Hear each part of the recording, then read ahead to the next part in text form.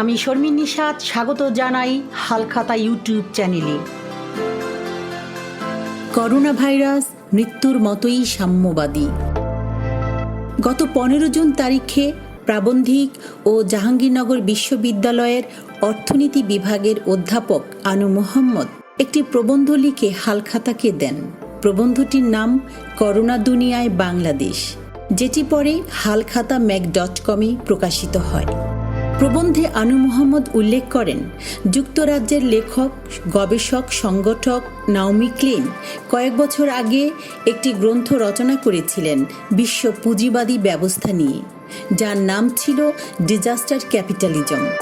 অজানা বিপদ corona virus সারা বিশ্বকে অভূতপূর্ব মাত্রায় অস্থির করে তোলার পর নাওমি লিখেছেন, from disaster capitalism to corona virus capitalism. Anu Muhammad বলেন, আসলে বর্তমান উন্নয়ন ধারার সাথে নাওমির উল্লেখকৃত দুটি ধারাই গভীরভাবে সম্পর্কিত। লেখক নাওমি ক্লেইনের from disaster capitalism to corona virus capitalism গ্রন্থের রেফারেন্স দিয়ে অধ্যাপক আনু মোহাম্মদ লিখেছেন, বর্তমান পুঁজিবাদী বিশ্ব ব্যবস্থার প্রধান খুঁটি হচ্ছে চারটি: যুদ্ধ সমরাস্ত্র, জীবাশ্ম জ্বালানি, আর্থিক খাত এবং কৃষিতে বিশ্বের বাণিজ্য। এই চারটি ক্ষেত্রেই গুরু হচ্ছে মার্কিন যুক্তরাষ্ট্র। সারা বিশ্বে যুদ্ধ, গোয়েন্দা নজরদারি, পারমাণবিক, রাসায়নিক, জৈব অস্ত্র গবেষণা ও মজুদের যে ভয়ঙ্কর চিত্র, তার পেছনে প্রধান শক্তিই হচ্ছে এই দেশ। অথচ এত পরাক্রমশালী হওয়া সত্ত্বেও করোনা ভাইরাসের আক্রমণে এককভাবে দেশটি সবচাইতে বেশি বিপর্যস্ত। বিশ্বে প্রতি বছর সমরাস্ত্র ক্রয়, তা নিয়ে ব্যয়বহুল গবেষণা, নজরদারি ইত্যাদিতে ব্যয় হয় প্রায় $2 ট্রিলিয়ন, যা বাংলাদেশের বর্তমানে প্রায় 40 বছরে বাজেটে বরাদ্দকৃত অর্থের সমান। মানুষ হত্যা ও পরিবেশ বিনাশে যত সম্পদ ব্যয় হয়, মানুষ বাঁচাতে তার এক কণাও পাওয়া যায় না। সে কারণে চিকিৎসা গবেষণাতেও বরাদ্দ খুবই অপ্রতুল। বর্তমান প্রবৃদ্ধিমুখী কথিত উন্নয়ন এবং কতিপয় দেশ, অঞ্চল ও শ্রেণীর অতিভোগ তৈরি করেছে ভয়ঙ্কর বর্জ্যের পাহাড়, যা কিনা উৎস হয়ে আছে বহু রকম রোগের, যে রোগসমূহ এখন আর রাষ্ট্রীয় সীমানা দিয়ে ঠেকানো যাচ্ছে না।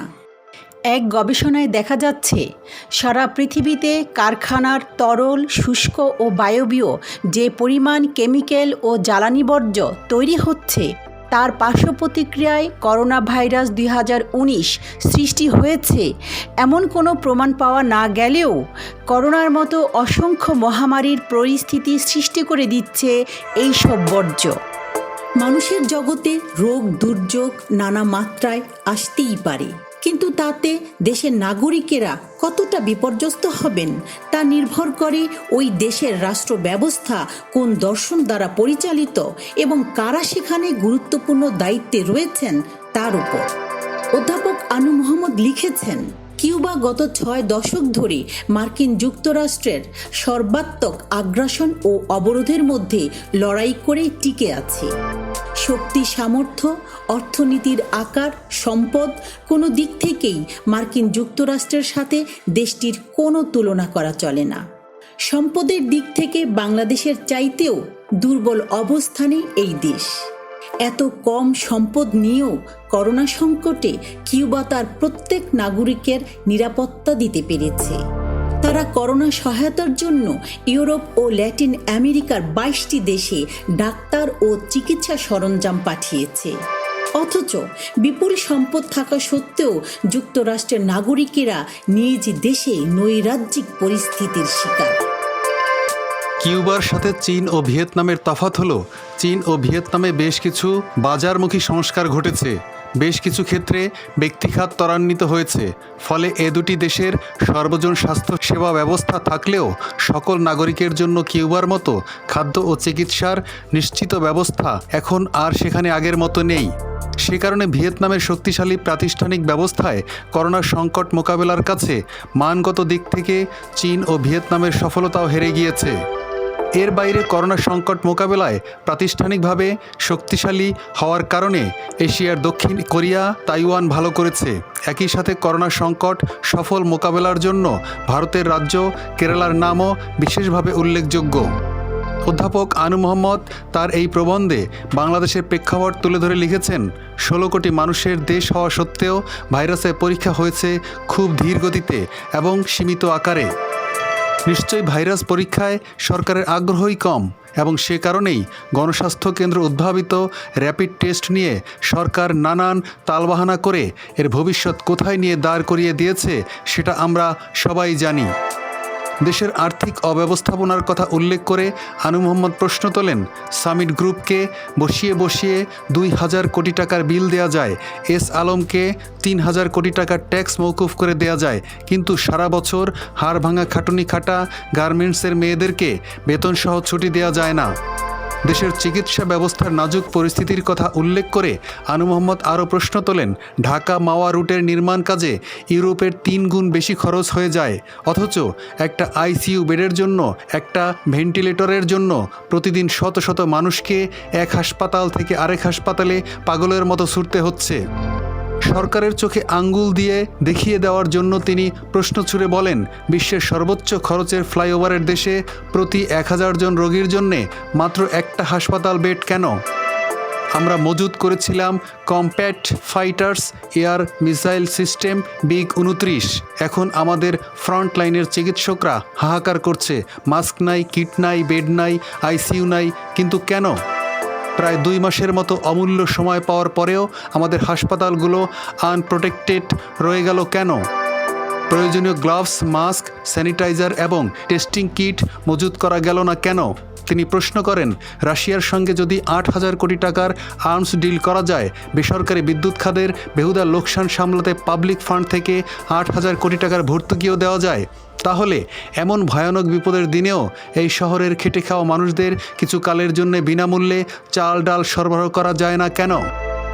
অর্থনৈতিক এই দিক থেকে এই অধ্যাপক প্রশ্নের পর প্রশ্ন হাজির করে যান, কিন্তু কোথাও যেন তার জবাব নেই এই দেশে। তিনি বলেন, সরকারের হিসাব অনুযায়ী কৃষি, শিল্প আর পরিষেবা খাতে প্রায় 6 কোটি শ্রমজীবী মানুষের মধ্যে 5 কোটি মানুষই অপ্রাতিষ্ঠানিক খাতে শ্রম দিয়ে থাকেন, অর্থাৎ তাদের নিয়মিত আয় নেই। যে অপ্রাতিষ্ঠানিক খাতে আবার নারীর অনুপাতই বেশি। করোনা ভাইরাসের আক্রমণে এই কোটি কোটি মানুষ এখন পুরোপুরি দিশেহারা। করোনা ছাড়াই স্বাভাবিক সময়েই এ ধরনের মানুষগুলোর জীবন বিপন্ন অবস্থায় ছিল। আনু মোহাম্মদ জোরালো প্রশ্ন তোলেন, সেখানে করোনার এই চরম সংকটকালে এদের জন্য রাষ্ট্র কী ব্যবস্থা গ্রহণ করলো? করোনাকালের আর্থিক প্যাকেজগুলো নিয়ে বেশ কিছু বিস্ফোরক প্রশ্ন তোলেন আনু মোহাম্মদ। তিনি বলেন, পার্শ্ববর্তী দেশ ভারতে একটি চরম প্রতিক্রিয়াশীল সরকার থাকা সত্ত্বেও তারা সেখানে প্রথমেই 3 মাসের জন্য 3 রুপি কেজি দরে চাল এবং 2 রুপি কেজি দরে গম দেওয়ার সিদ্ধান্ত নিয়েছিল। এছাড়াও অস্থায়ী কর্মীদের পুরো মাসের বেতন দেওয়ার ঘোষণা দিয়েছিল। এর বাইরে বিভিন্ন রাজ্য সরকার নিজ নিজ অবস্থান থেকে আরও সহায়তার ঘোষণা দিয়েছে। কেরালা রাজ্যে 20,000 কোটি রুপির কর্মসূচি ঘোষণা করা হয়েছে, যার অন্তর্ভুক্ত হলো দরিদ্র নাগরিকদের স্বাস্থ্যসেবা, ঋণ, বিনামূল্যে খাদ্য, ভর্তুকিতে খাদ্য এবং বকেয়া পরিশোধ। পশ্চিমবঙ্গেও স্পষ্ট কিছু কর্মসূচি নেওয়া হয়েছে। চরম ব্যবসা বান্ধব ট্রাম্প প্রশাসন যুক্তরাষ্ট্রে $2 ট্রিলিয়ন মার্কিন ডলারের এক প্যাকেজ ঘোষণা করেছে, যার একটা বড় অংশ বোয়িং সহ বৃহৎ ব্যবসায়িক গোষ্ঠীই পাবে। তবে সেখানেও কাজ হারানো বা আয় কমে যাওয়া মানুষদের জন্য কিছু সহায়তা দেবার অঙ্ক আছে। নিম্ন আয়ের মানুষদের জন্য এককালীন $1200 সহায়তা দেয়া হয়েছে সেখানে। কিন্তু বাংলাদেশে করোনা সংকট মোকাবেলায় এরকম কর্মসূচি ছিল বিলম্বিত এবং খুবই দুর্বল। 25 মার্চ থেকে সরকারের একাধিক প্যাকেজে প্রায় লক্ষ কোটি টাকার নানা প্রণোদনা, ভর্তুকি, সুদে ঋণ ইত্যাদির ব্যবস্থা করা হয়। কিন্তু এসব প্যাকেজে সংখ্যাগরিষ্ঠ কর্মহীন ও আশ্রয়হীন মানুষদের খাদ্য, চিকিৎসা ও আশ্রয়ের কোনো ব্যবস্থা ছিল না। পরের প্যাকেজে 4.5% সুদে ছোট এবং মাঝারি শিল্পের জন্য ঋণ বরাদ্দের কথা বলা হয়েছে। সেখানে কৃষকদের জন্য ঋণের প্যাকেজ ঘোষণা করা হলেও কৃষকদের প্রথম ও প্রধান সমস্যা যে কৃষিপণ্য সরাসরি বাজারজাত করতে না পারা, তার কোনো নিশ্চয়তা করোনা সংকটকালেও পাওয়া গেল না। পক্ষান্তরে বাংলাদেশ ব্যাংক ঋণ খেলাপিদের জন্য সুবিধা ঘোষণা করেছে, কিন্তু যথারীতি ক্ষুদ্র ব্যবসায়ীদের প্রতি তাদের কোনো নজর পড়ল না। এমনকি এমপি সাহেবদের তহবিলে যে বড় অঙ্কের থোক বরাদ্দ দেয়া আছে, সেগুলো থেকেও বর্তমান সংকটে এলাকার দরিদ্র ও খেটে খাওয়া মানুষদের জন্য কোনো অর্থ ব্যয়ের ঘোষণাও আসলো না। অনেক প্রশ্ন তোলার ভেতর দিয়ে অধ্যাপক আনু মোহাম্মদ যেমন সরকারের আর্থিক পরিকল্পনার ত্রুটি ধরিয়ে দিয়ে সেগুলো সমাধানের আহ্বান জানিয়েছেন, একইভাবে এই ভাইরাসের মাধ্যমে শ্রেণী, ধর্ম, বর্ণের মানুষের আক্রান্ত হওয়ার ক্ষেত্রে যে কোনো বৈষম্য নেই, সে কথাও তিনি সমাজের সামনে হাজির করেছেন। তিনি বলেন, করোনা ভাইরাস হচ্ছে একটি সাম্যবাদী রোগ। একই সঙ্গে তিনি এও বলেন, তবে কথাটি সত্য হলেও সেটা আংশিক সত্য। সত্য এই কারণে যে করোনা ভাইরাস 2019 তার আক্রমণে একেবারেই শ্রেণী, ধর্ম, বর্ণ, গোত্রহীন, এক কথায় বৈষম্যহীন। বিশ্বে এর আগে কোনো করোনা ভাইরাস সম্ভবত এভাবে সকল প্রান্তের সকল মানুষকে আতঙ্কিত এবং অস্থির করেনি, আর এভাবে বিশ্বের সকল প্রান্তের অর্থনীতিকে একসাথে বসিয়েও দেয়নি। বলা যায় এমন কোনো মানুষ নেই যিনি ক্ষমতা বা বৃত্তের জোরে বলবেন এতে তার কোনো ভয় নেই। সুতরাং বলাই যায় এই ভাইরাস মৃত্যুর মতোই সাম্যবাদী। আমাদের চ্যানেলে আপনি যদি নতুন হয়ে থাকুন তাহলে সাবস্ক্রাইব করুন হালখাতা চ্যানেলটি এবং ভিজিট করুন আমাদের ওয়েবসাইট halkhatamag.com।